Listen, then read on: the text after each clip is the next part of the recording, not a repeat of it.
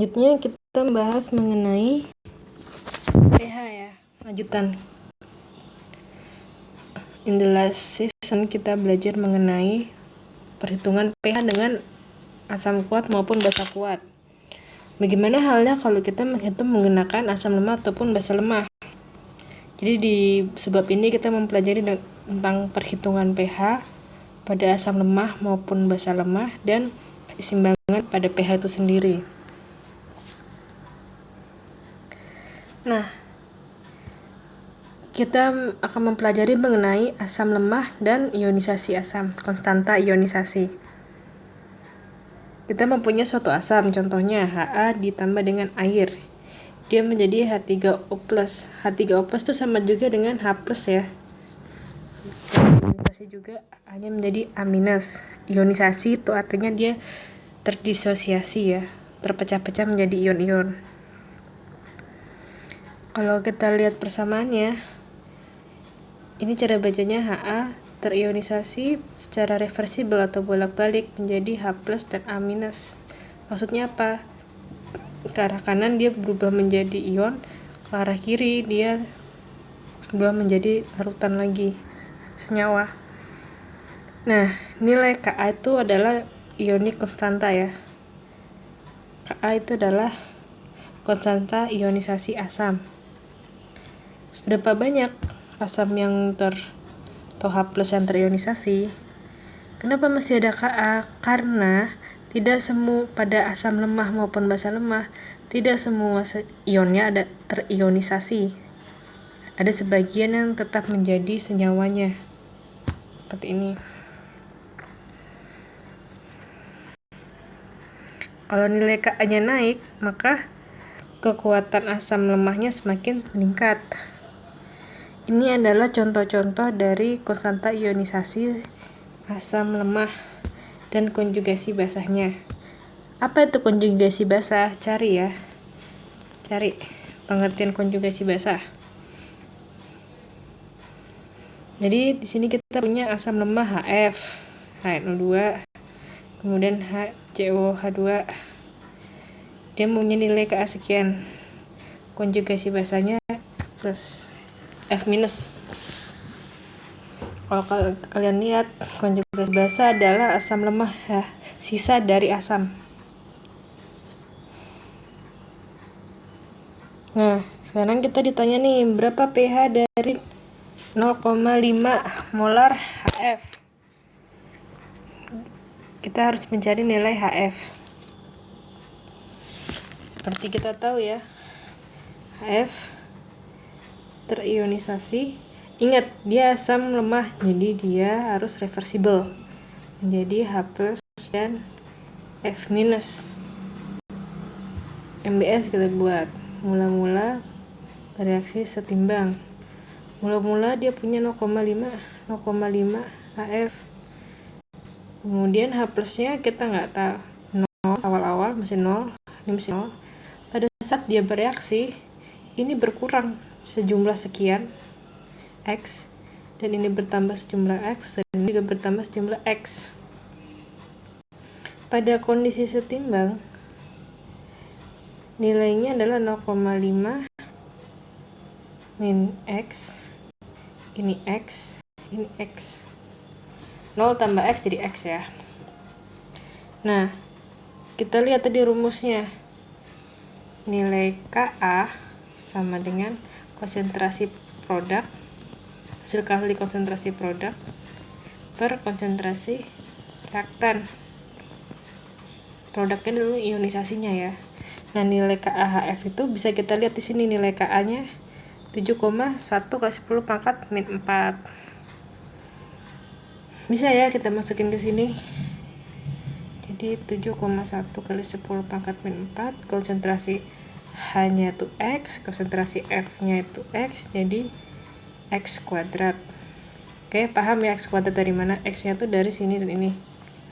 Dibagi sama konsentrasi si reaktan 0,5 min X. Nah, dari sini kita bisa nih kelihatan ya nilai X-nya berapa, cara nyarinya. Dengan bersamaan kuadrat, jadi X kuadrat sama dengan 7,1 kali 10 pangkat min 4 dikali 0,5 min X. Oke, kan ini rumit ya, ada beberapa triknya. Trik pertama, kalian coba asumsikan nilai X sama dengan, asumsikan X-nya yang di bawah ini, X ini sama dengan atau mendekati 0 karena KA lebih kecil daripada 1. Maksudnya apa? Kita asumsikan dulu nilai X yang di sini sama dengan 0. Asumsi, ini asumsi. Yang ini biarin aja X kuadrat. Kenapa ini kita asumsikan 0? Karena di sini nilai KA-nya sangat kecil daripada 0. Sangat kecil daripada 1. Kan ini kan 0,00071 gitu kan. Nah, makanya karena ada alasan ini kita coba pakai asumsi X-nya di bawah 0. Kalau kayak gini kan enak, 7,1 kali 10 pangkat min 4 dikalikan dengan 0,5 sama dengan X kuadrat. Nah, X kuadratnya bisa ketemu ya.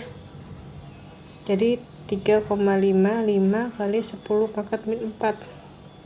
X-nya jadi 0,19. Jadi kita dapat nilai konsentrasi X itu di sini 0,019. Nah, ini kan sama juga konsentrasi si H plus sama konsentrasi si F minus. Masukin lagi ke rumus pH karena ditanya tuh pH. X sama dengan konsentrasi H plus sama dengan konsentrasi F minus. pH rumusnya apa? Min log H plus min log konsentrasi 1,9 kali 10 pangkat min 2. Ya, jadi hasilnya adalah 1,72. Itu ya. Bagaimana kita tahu kalau asumsi kita benar atau tidak? Asumsi kita benar atau tidak? Kalau seandainya hasil yang kita dapatkan ini dibagi dengan 0,5,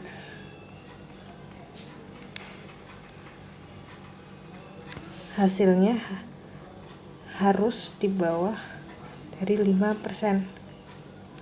Seperti kita lihat di slide berikutnya.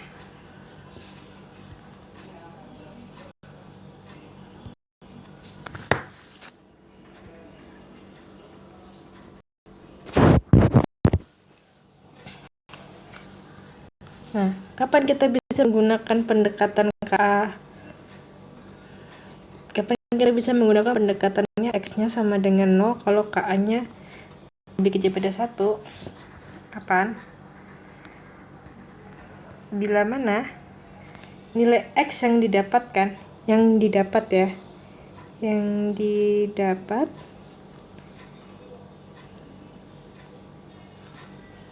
berdasarkan asumsi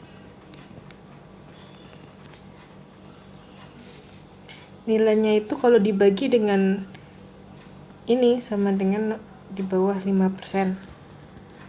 Seperti ini. Kita tadi dapat nilai X-nya 0,019. Kita bagikan sama nilai sebelahnya X ya, konsentrasi awal. Dikali 100%. Nah, nilainya 3,8%. Ini di bawah dari 5%. Berarti asumsi kita oke. Yang artinya jawaban kita adalah oke. Tapi kalau seandainya asumsi kita di atas 5%, seperti contoh di soal ini, nilai KA X kuadrat per 0,05X sama dengan sekian. Nah, ini 0,05X nih, konsentrasi senyawanya bukan 0,5. Nilai X-nya 0, kita didapatkan ya dengan rumus. Kalau ini kita dapetin nilai X-nya sama dengan 0,06. Ini dari mana? Ini dari X kuadrat sama dengan 7,1 min 4 dikali 5 kali 10 pangkat min 2.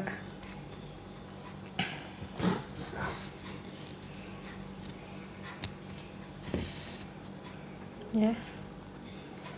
X sama dengan hasil 7,1 pangkat min 4 kali 5 pangkat min 2,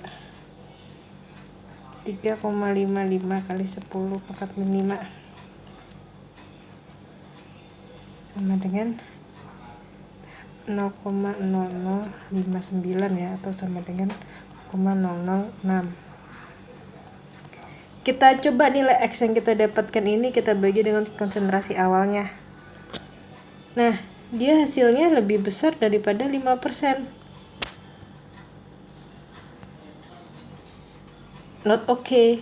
Jadi kamu harus, kalau not okay artinya apa? Artinya hitung X-nya. Jadi X kuadrat plus 0,5X min X sama dengan 7,1 kali 10 pangkat min 4. Kamu pakai rumus ABC. X-nya ini tidak bisa diabaikan. Gitu ya. Quadratic equation.